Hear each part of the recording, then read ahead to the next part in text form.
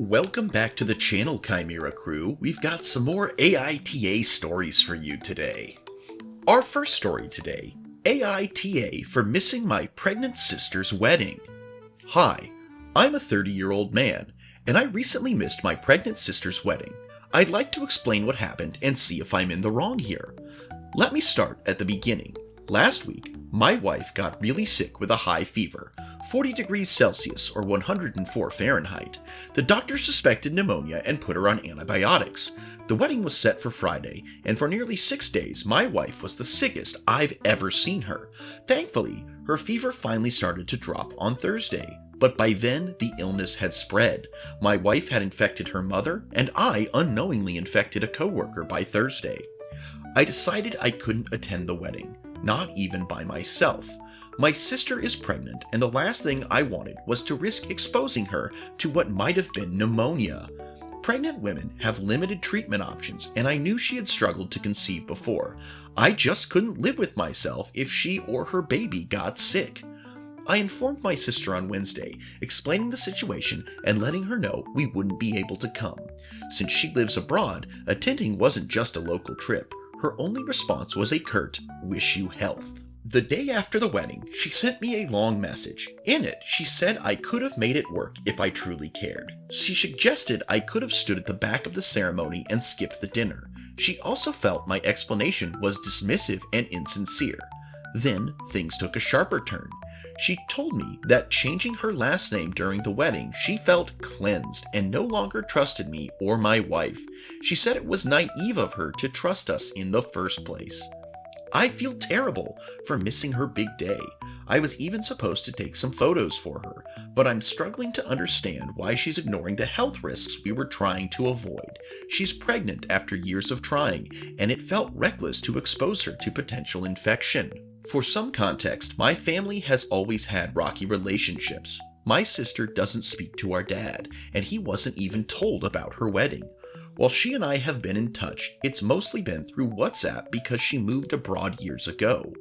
When my wife and I got married this summer, my sister attended, but I later found out she wasn't drinking because she was already pregnant. At the time, she told me she was on antibiotics, but she didn't want to share the news in case things didn't work out.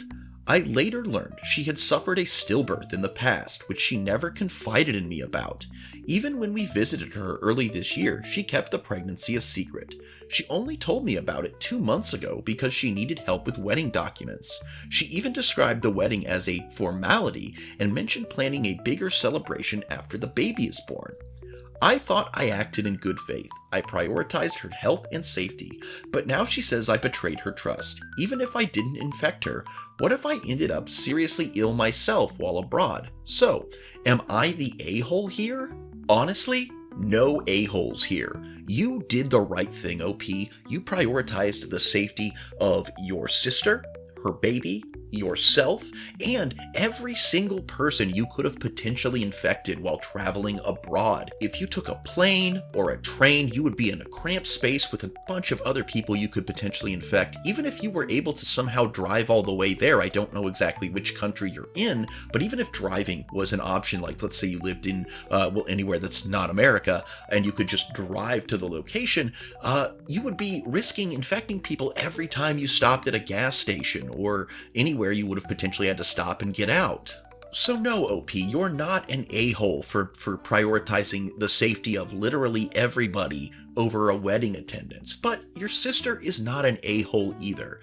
She gets a little bit of grace because, one, she is both getting married and is pregnant, so her hormones and emotions are running wild. Combine that with the fact that your entire family has had a rocky history, I can see how this would feel like a bit of a betrayal to her. You know, the one family member she still speaks with did not show up to her wedding, but I think that will pass. She is probably just emotional right now. She said some hurtful things, but again, her emotions are probably running rampant due to it's her wedding, there's a lot of family drama, and her pregnancy hormones, so I don't really think we can call her an a-hole either, and I hope you two can reconcile in the future, but there are no a-holes here.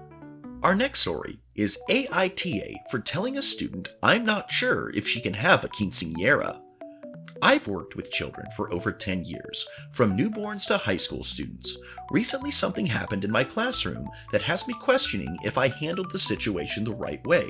Two of my students, both kindergarten age, were having a conversation. Here's how it went. Student A, who is Mexican: "My sister had her quinceañera last week. It was so pretty, and I can't wait for mine." Student B, who is African American: "Oh, that sounds so cool. I want to have one too." Student A: "I don't know if you can. I don't know anyone else who has quinceañeras." Student B: "Why not? I want to have one too." Turns to me: "Miss, can I have a quinceañera too?" Now, I'm African American, and honestly, I don't know much about quinceañeras or their cultural significance. So I told her, "I'm not sure, sweetheart. I can't give a clear answer because I don't know." Fast forward to the next day. B's mom storms up to me, furious. She yells, saying, "How dare you tell my daughter she can't have a quinceañera?" I tried to explain. I never told her daughter no. I simply said I wasn't sure because I don't know enough about the cultural tradition to say yes or no. But that wasn't good enough for her. She went on to complain to the principal, accusing me of crushing her daughter's dreams. Now I'm wondering, am I the a-hole? OP, you're definitely not the a-hole here. But I would give one bit of advice. In this case, when students ask something like this, just say, ask your parents. I don't know a lot of times means no to small children, but ask your parents. They know what that means. They know to ask their parents. And then there's no confusion, but I feel like this mother is one of those kinds of moms anyway, so there was always going to be something she was going to yell at somebody about because that's what she does. But you're definitely not an a-hole here, so no worries, OP. Our next story is AITA for telling my housemate she can't childmind at our house. So here's the situation. My housemate and I have been really good friends for years, and we currently share a student house with two other people. Everything was going great until recently when my housemate started childminding a mid-teen with special needs every Saturday. At first, it wasn't a big deal. She used to take him out to places like the cinema or a cafe while she looked after him. But in the past month, that's changed. Now he comes over to our house every Saturday for 6 hours and just sits in the living room with her, watching TV. And here's where the problem starts. I work hard during the week, 9 to 5, with the occasional late nights for events. So my weekends are my sacred time to recharge.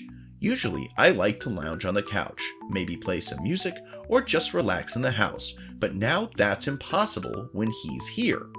When the child is over, the TV has to stay on kid-friendly channels like CB's, and I can't make any loud noise, no music, no movies that aren't age-appropriate. On top of that, he's been eating our food, and we've never been compensated for it. So now I'm stuck. Would I be the a-hole if I told my housemate that our house isn't a child-minding business and asked her to stop bringing him over every weekend? I feel like my weekends are being disrupted, but I don't know how to bring it up without causing conflict. What do you think? Am I overreacting? Or is it fair to set this boundary? Let me know your thoughts. Alright, first off, OP, you're not an a-hole, and I'm about to give what may be seen as a controversial opinion here, but it's completely okay to not want a random special needs child in your home, in your safe space, that you did not agree for them to be there. While special needs individuals are people that deserve respect, it is true that they do make people uncomfortable from time to time. And if you're going to bring someone that has a specific set of needs, as in like this child is very sensitive to noise, is not able to watch anything that is child inappropriate, and it sounds like even less so than a 15-year-old would normally be able to, that is a disruption to the space of others. And you need to, your roommate needed to let you know this was going to happen ahead of time and needed to get the okay of you and the other housemates. You did not agree to the disruption that her watching, babysitting, running her business out of your home, which might not even be allowed depending on the rules of where you are renting from. This is a disruption to you and your space and time and your, comfort, and that's not okay. I wonder, why is your roommate not able to mind the child at his own home? Also, it sounds like originally the your roommate was doing things that would engage the child and his mind, that he would go out for fun activities like going to the cinema, which is interesting if he has issues with noise, but who am I? I don't know the entire situation, but eventually it sounded like originally she would go out and do fun things with the child, and now she has decided simply to have them both sit in your living room and watch television for 6 hours, which is honestly a pretty crappy babysitter in general. But babysitting quality aside, she has no right to infringe on the space of you and your other roommates in the space you all pay for to run her business, essentially. And I think that she honestly needs to either find other accommodations or stop babysitting. This is not fair to anyone else. This is selfish of your roommate. And I do get the sense that you are apprehensive because this child is special needs, but that does not make any difference. It doesn't matter if this was a child with special needs or without special needs. It is still a violation of your space, and I think your roommate is using the fact that she knows you're all going to be uncomfortable to broach the subject in order to get away with it, and that's not okay. You are not the a-hole here. Your roommate, giant a-hole. Especially to the kid who she's supposed to be, babysitting and, helping them have fun. Now she's just got them sitting on the TV, in front of the TV, which sucks. Alright guys, our last story today is AITA for childproofing my home before my in-laws visit. Hi everyone, I'm a 26-year-old woman, and my husband, 29, and I have been married for 5 years. Shortly after our wedding, we moved to Berlin because we both landed great jobs. Meanwhile, our families, parents, siblings, and extended relatives still live in Greece, so we only visit occasionally. Here's some context. My husband and I don't have kids and don't plan to. We enjoy spending our money on things we couldn't afford growing up, like nice furniture, exotic restaurants, traveling, and hobbies. We're really happy with the way our life is. However, my husband's family is very traditional, and to them, a married couple without children is unusual. Recently, my husband invited his brother, my brother-in-law, sister-in-law, and their 3-year-old son, our nephew, to visit us in Berlin for 2 weeks. This is the first time they will be traveling with their son, and it's also the first time we'd be hosting him in our home. Our nephew is firmly in the terrible twos phase, known for tantrums and breaking things. To prepare for their stay, I childproofed our home a day before their arrival. Here's what I did. Removed all the glass and ceramic decor, replaced our linen tablecloth with a plastic one, locked up items like alcohol and other potential hazards, covered our white cashmere sofa with a plushy washable cover since our nephew likes to snack while watching TV, adjusted our maid's schedule from 3 days a week to 5 so she could help with breakfast and keep the house tidy. I thought this was all reasonable, but when my husband saw the changes, he was upset. He said it felt like I was preparing our home as if we were hosting messy, uncivilized people. He also questioned why I didn't make these kinds of changes when our friends in Berlin, who have kids, come over for dinner. To me, that's not a fair comparison. Hosting someone for dinner is very different from having guests stay for 2 weeks. Plus, I've seen how chaotic my in-laws' home can get. They've even swapped out many of their own belongings for plastic or less breakable alternatives because it's just easier with their son. Am I the a-hole? OP, you are not the a-hole. You are making very reasonable accommodations and changes for both the safety of your belongings and the comfort of your in-laws. It sounds like your husband has some other issues going on that are probably causing this reaction. You have done nothing wrong, and it sounds like you're really looking forward to spending some time with your in-laws. Now, the OP did give an update for this. So, update. After our fight, we didn't speak much that evening, and I was feeling pretty uneasy. My in-laws were set to arrive the next morning. But later that night, my husband brought me food from a restaurant I love and apologized. He admitted that he overreacted. He explained that he's been struggling to come to terms with how much his brother's life has changed since becoming a dad, including the financial hardships they're facing. He said this made him feel angry and helpless, and he misdirected that frustration at me. He also admitted that what I did was thoughtful, especially since he's usually the one more particular about our home. I reassured him that it's not his responsibility to feel guilty for the choices of other adults. I'm so relieved we worked things out, and he came around on his own. Well, I guess I called it.